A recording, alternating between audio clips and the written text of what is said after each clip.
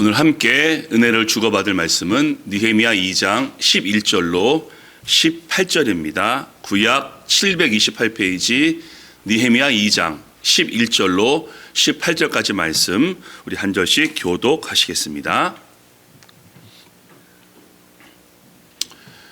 내가 예루살렘에 이르러 머무른 지 사흘 만에 내 하나님께서 예루살렘을 위해 무엇을 할 것인지 내 마음에 주신 것을 내가 아무에게도 말하지 아니하고 밤에 일어나 몇몇 사람과 함께 나갔으되 내가 단 짐승 외에는 다른 짐승이 없더라.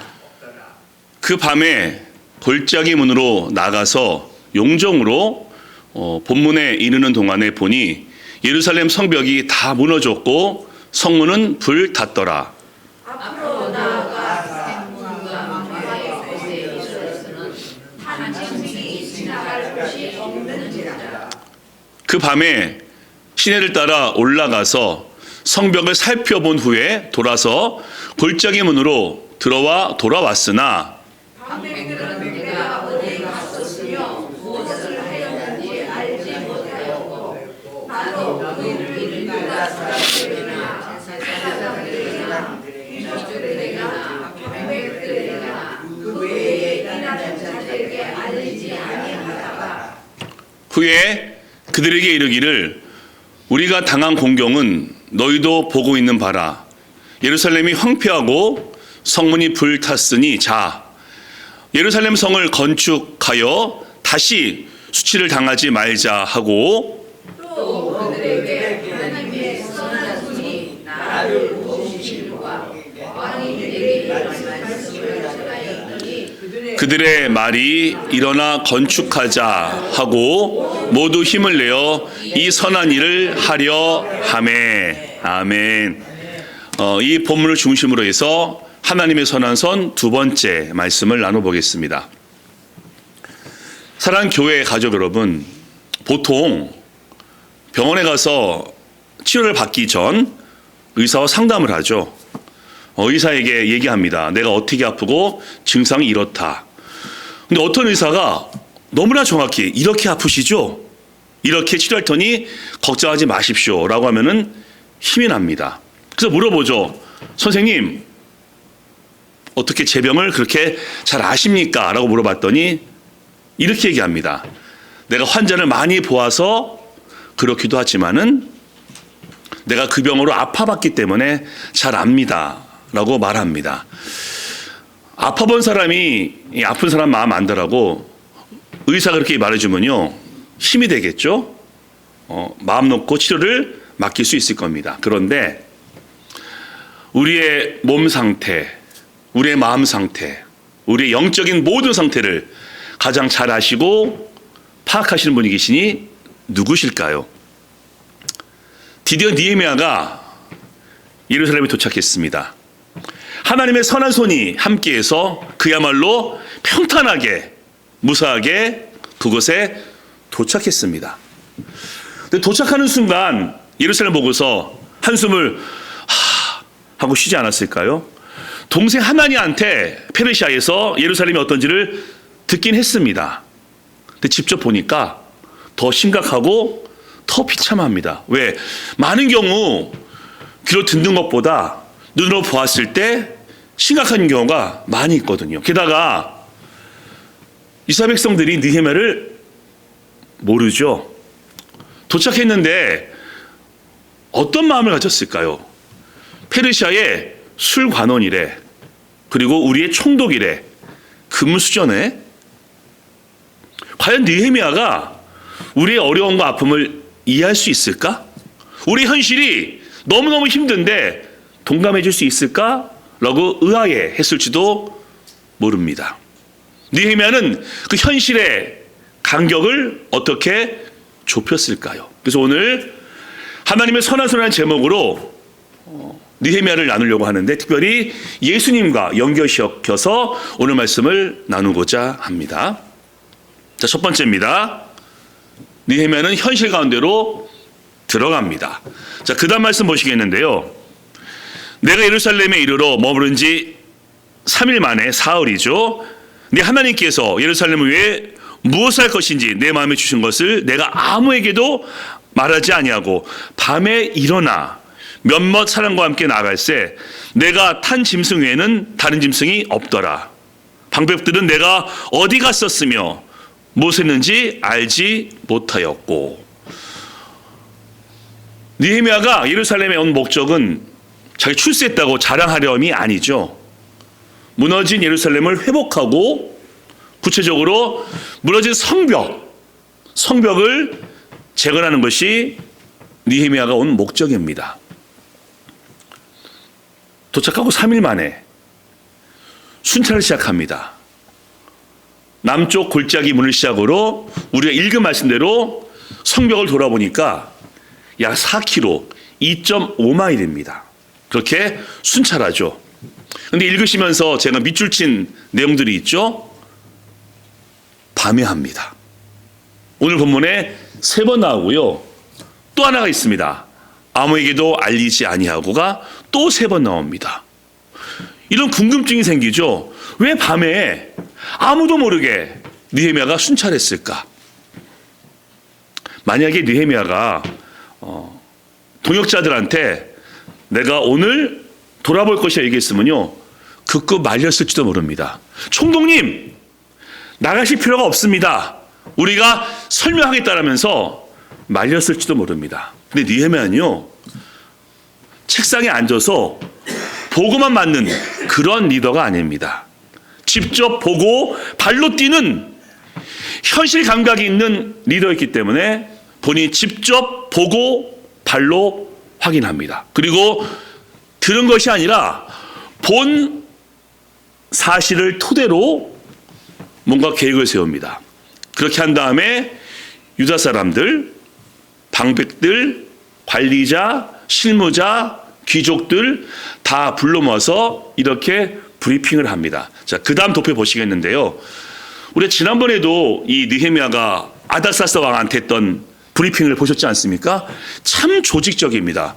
현실이 이러하다. 목표는 성벽을 재건하자. 그 결과는 이방인들에게 더 이상 모욕을 당하지 말자라고 하면서 마지막 원동력을 얘기합니다.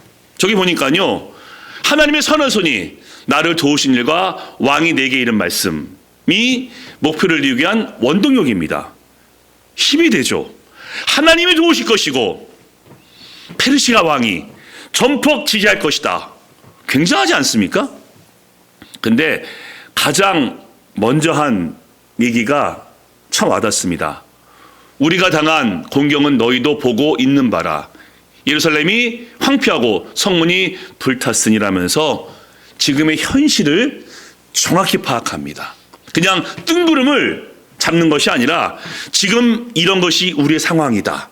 우린 지금 망했다. 우린 지금 어렵다라는 현실을 먼저 지적해 줍니다. 의사가 병을 진단해야 치료할 수 있듯이 느헤미야는 현실을 회피하지 아니하고 정확히 문제를 지적해 줍니다. 특별히 저기 밑줄 쳐져 있죠. 우리가 당한 공경, 우리라고 합니다. 너희 2인칭을 사용하지 않고요, 이스라엘 3인칭도 사용하지 않습니다. 내가 포함된 우리라고 말하면서 그들의 아픔을 동감하고 그들과 동일시합니다. 이거죠. 나도 이스라엘 백성이니 너무 마음이 힘들고 힘들다 라면서 그들의 아픔을 동감해 줍니다. 이야기를 들었을 순간 백성들이 어떤 마음을 가졌겠습니까? 약간 의구심이 있었거든요. 뭐 할 수 있을까? 우리 어려움을 알까? 라고 의심을 했는데 저렇게 모든 것을 계획하면서 우리가 당한 공경이 이런 것이니 함께 성벽을 재건하자 라고 얘기하자 백성들이 힘을 갖게 됩니다. 이스라엘 백성들 참 복받았습니다. 이런 리더 정말 드물거든요. 사실 리더라고 해서 다 이런 건 아닙니다. 우리 역사적으로 유명한 루이 16세 프랑스 황제였죠. 그 왕의 왕비가 마리 앙뚜아네트, 굉장히 유명한 왕비지 않습니까? 물론 오스트리아 공주로 성장했고 또 10대 때 프랑스의 왕비가 돼서 그런지 세상 물정을 몰랐고요. 민심도 잘 몰랐습니다. 그래서 들어보셨죠? 가뭄 때문에 빵도 없이 백성들이 굶어갔을 때 이렇게 말합니다. 빵이 없으면 케이크를 먹으면 되지 라고 말이죠. 물론 이 말의 진위를 따지고 있지만요, 현실 감각이 없는 무능한 정부를 비꼴 때 보통 쓰는 말입니다. 빵이 없으면 케이크를 먹어라. 한 명 더 얘기할까요? 중국 3세기 때 서진의 황제 사마충인데, 이 사마충은요 중국 역사상 가장 무능한 황제 중에 한 명이라고 합니다. 역시 가뭄이 들어서 굶어 죽는 사람들이 속출했다고 합니다. 신하가 보고했죠. 황제폐하, 먹을 것이 없어서 백성들이 굶어 죽고 있습니다 라고 했을 때 뭐라고 했을까요? 쌀이 없으면 고기를 먹으면 되지 왜 굶어 죽는 것인가 라고 했다고 합니다. 현실 감각이 전혀 없는 그런 지도자가 백성들을 섬기고 있으면요, 백성들은 불행합니다. 사실 저도요 좀 부끄러운 고백인데, 오래전에 아내가 살다 보면 어려운 얘기 하지 않습니까? 뭐 물질의 어려움과 또 삶의 어려움. 그럼 제가 이렇게 반응했습니다. 믿음이 없어서 그래, 기도해. 아내가 답답해했습니다. 요즘은 제가 그렇게 얘기하면요 이렇게 얘기합니다. 그래, 맞아, 참 힘들겠다, 여보 나도 힘들어 라고 말이죠. 제가 그 문제를 해결하지 못해도요 아내는 그 말에 위로받습니다. 야, 우리 남편이 현실을 깨달았고 어려움을 알게 되었구나 라고 말이죠. 느헤미야를 봤을 때 백성들은요 너무 좋았습니다. 사실 부유한 페르시아 술관원입니다. 가난한 이스라엘에 온 것만으로도 대단한 것인데, 저렇게 우리가 당한 공경을 우리가 알고 있으니 함께 일으키자 라고 했을 때 얼마나 힘이 되었을까요? 그래서 또 보겠지만요, 자포자기한 백성들이 그래 하자 라는 마음을 갖고 뭉치게 됩니다. 느헤미야의 리더십, 느헤미야의 동감과 공감으로 백성들이 하나가 되게 됩니다. 그런데 이렇게 모든 사람 중에서 가장 우리 현실을 아시고 우리 삶을 아시는 분이 누구시겠습니까? 자, 두 번째입니다. 두 번째, 예수님은 우리의 현실 가운데로 들어오셨습니다. 아멘. 우리 한번 말씀 보겠습니다. 그 다음 말씀, 교동문 하신 말씀이죠. 말씀이 예수님이죠. 육신이 되어 우리 가운데 계시니 우리가 그의 영광을 보니 아버지의 독생자의 영광이요 은혜와 진리가 충만하더라. 아멘. 아멘. 사실 느헤미야가 대단한 겁니다. 사실 사람이요 밑에서 위로 올라가는 것은 적응할 수 있는데 위에서 밑으로 내려오는 것은 힘든 일이거든요. 사실 페르시아에 있었으면요 훨씬 편했습니다.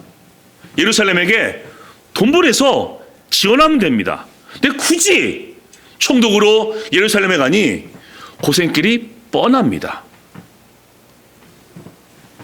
높은 데 있다가 낮은 데 오는 거 결코 만만치 않거든요. 근데 예수님은요, 예수님의 본질이 하나님의 아들이며 하나님이십니다. 창조주.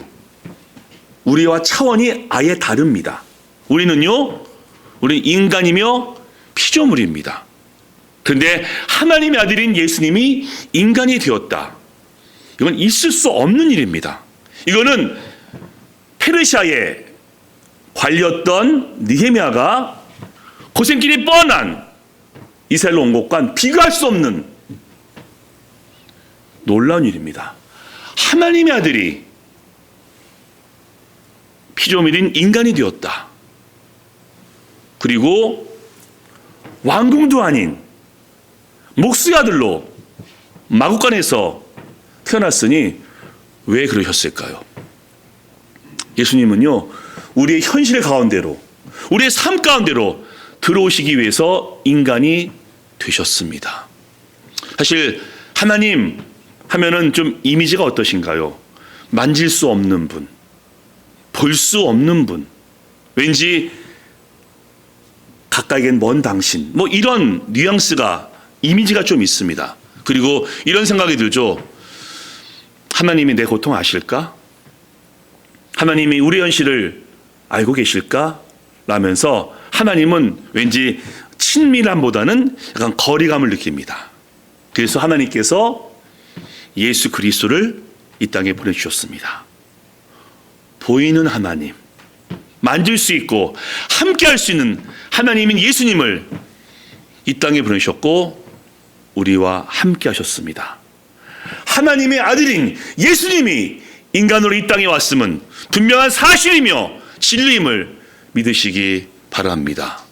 그래서 예수님은요, 우리 현실과 삶을 너무나 잘 아시고 동감해 주시고 공감해 주십니다. 사복음서 보면요, 5,000명의 무리가 배고파하자 나 몰라라 하지 않으셨습니다. 그들 불쌍히 여기시고 오병이어로 배불리 먹여주십니다. 그들의 현실을 예수님께서 동감하시고 먹여주신 거죠. 날 때부터 눈먼 청년, 어렸을 때부터 얼마나 비난과 쓴소리를 들었습니까? 하지만 그러한 청년을 하나님의 영광을 위해서 그런 것이다 말씀하시면서 그의 눈을 뜨게 해주십니다. 마리아와 마르다가 옷발 잃었습니다. 슬퍼했을 때 찾아가셔서 위로하시고 소생시켜 주십니다. 예수님은요, 우리 현실, 우리의 고통, 우리 아픔을 너무나 잘 알고 계시고 동감하시고 공감해 주십니다. 죄는 없으시지만은 완벽한 인간으로 이 땅에 오셨기 때문에 우리의 모든 것을 다 아시고 품어주십니다. 만약에요, 예수님이 이 땅에 오셨는데 우리 현실을, 우리의 삶을 외면하시면 어떠셨을까요? 구원자로서 할 일만 하시고서 이렇게 말씀하십니다. 왜 이렇게 믿음이 없어? 믿음을 가져! 라고 추궁했으면요, 힘들지 않았을까요? 예수님은요, 우리 부족함, 연약함 너무나 잘 아시고 우리를 공감해 주시면서 우리를 위로해 주십니다. 나이를 먹을수록요, 점점 더 느낍니다. 나이를 먹으니까 몸이 약해지는 거는 인정하는데 마음도 약해지더라고요. 사실 몰랐습니다. 몸은 약해져도 오랜 시간 하나님 믿었으니까 마음은 더 강해지겠지 라고 했는데 안 그런 것 같습니다. 저는 그렇습니다. 몸도 약해지면서 마음도 약해지고 잘 서운해지고 잘 삐지고, 그것이 저의 모습이 되면서 이렇게 저한테 자문합니다. 나 왜 이러지? 나 목사인데 내가 얼마나 오랫동안 하나님 믿어왔는데 몸이 약해지면서 왜 내 마음도 약해지는 것일까? 라고 저한테 자문을 합니다. 근데 그때만 하나님께서 꾸짖지 않으시고 예수님을 통해서 위로하십니다. 내가 너와 함께 있어. 내가 위로해 줄게. 내가 내 아버지잖아. 뭘 걱정하니? 내가 품어줄게. 그러면서 이런 찬양을 합니다. 주님과 같이 내 마음 만지는 분이 없네 라고 말이죠. 이게 하나님의 은혜입니다. 우리의 고통, 현실, 삶, 부족함, 연약함 모두 인정해 주시고 내게로 와라. 내가 도와주겠다. 내가 함께 해주겠다 라고 말씀하시니 예수님이 우리의 삶 가운데로 들어오셨기 때문입니다. 그리고 가장 중요한 것을 우리에게 선물로 허락하시니, 자, 세 번째입니다. 예수님은 우리를 구원하셨습니다. 아멘. 자, 그 다음 말씀 보시겠는데요. 또 그들에게 하나님의 선한 손이 나를 도우신 일과 왕이 내게 이른 말을 전하였더니 그들의 말이 일어나 건축하자 하고 모두 힘을 내어 이 선한 일을 하려 하매. 자, 지난주에 이어서 오늘도 하나님의 선한 손입니다. 하나님의 선한 손이 느헤미야와 함께 했죠. 그런데 눈에 보입니다. 구체적이죠. 사실 패망한 국가의 느헤미야가 왕의 술관원, 이거는 설명할 수 없는 일입니다. 하나님의 선한 손이 함께했기 때문에 가능한 거라고 이야기할 수밖에 없는 그런 사건이기 때문에 느헤미야가 하나님의 선한 손이 도우셨다라고 고백합니다. 게다가 말씀 기억하시죠? 왕 앞에서 힘든 척 못합니다. 하게 되면요 죽을 수도 있는데 느헤미야가 근심하자 왕이 동감해주고 내가 뭘 도와줄까라고 하는 것도 있을 수 없는 일입니다. 그것을 백성에게 말했더니 백성들은 아마 페르시아 왕이 도와준다라는 말이 더 와닿았을 겁니다. 현실적이니까. 하지만 느헤미야는 그것이 아니라 하나님의 선한 손이 함께했기 때문에 이 모든 것이 가능한 것이라고 이야기합니다. 그리고 본인이 짧게 기도하며 금식 기도하며 하나님께 간구했더니 하나님이 이 모든 것을 이루셨으니 하나님의 선한 손이라고 고백합니다. 그럼 오늘 우리에게 하나님의 선한 손은 무엇일까요? 바로 구원이며 재창조이며 거듭남인 것을 꼭 기억하시기 바랍니다. 아멘. 우리도 하나님의 선한 손이 도우셔서 잘 되고 싶죠. 느헤미야처럼 높은 지위에 오르고도 싶고요. 또 왕의 또 전포적인 지원도 받고 싶습니다. 그래서 기도하죠. 하나님, 들어가도 복을 받고 나가도 복을 받게 하시고 머리가 될지언정 꼬리는 되지 않기를 원합니다 라고 기도하고 저도 자녀를 위해서 그렇게 기도합니다. 근데 하나님은 그 모든 것도 도와주시지만 가장 필요한 것을 우리에게 허락해 주십니다. 다시 말씀드립니다. 우리가 원하고 바라는 것도 주시지만 우리에게 가장 필요한 것을 주시니 바로 그것이 구원입니다.